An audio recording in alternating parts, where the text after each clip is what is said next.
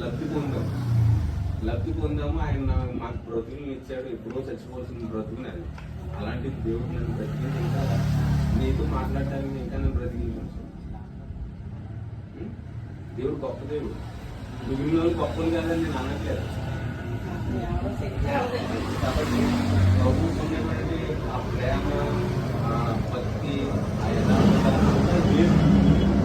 ప్రభు దగ్గరికి వచ్చామంటే మొత్తం మన పరిస్థితులన్నీ మారిపోతాయి. భూమి మీద ఎంతకాలం మనం శ్రమ పడతాం? మనకు ఒకరోజు విశ్రాంతి కావాలి కదా. అందుకే ఏమన్నా తెలుసు, ప్రయాసపడి భారం మోస్తున్న సమస్త జనులారా మీరు నా ఎద్దకు రండి, నేను మీకు విశ్రాంతి ఇస్తాను అన్నాడు. మనకి విశ్రాంతి కావాలి, నెమ్మది కావాలి, సంతోషం కావాలి, ఆరోగ్యం కావాలి, ఆయుష్ కావాలి, ధనం కావాలి, జ్ఞానం కావాలి, ఎముకలకు బలం కావాలి అని అంటే యేసయ్య అంటున్నాడు, నా దగ్గరికి రండి, నేను ఇస్తాను అంటున్నాడు. ఆయన దగ్గరికి వెళ్ళాలంటే ఎలాగ వెళ్ళాలి బాబు అని అనుకుంటావు. నువ్వు ఎక్కడికి వెళ్ళాలి? ఎక్కడుంటే అడుగు, నీ దగ్గరికి వస్తాడు. అమ్మా ధైర్యంగా ఉండు, చక్కగా దేవుడు మంచి ఆరోగ్యం ఇస్తాడు.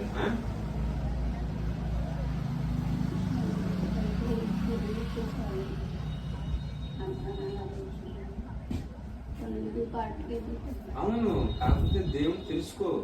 చివరి ఈ మిగిలిన కొంచెం కాలమైనా దేవుళ్ళకి రా. ఈ పట్టింపులు ఇవన్నీ వాళ్ళు విడిచిపెట్టేసేయండి. దేవుళ్ళకి రండి.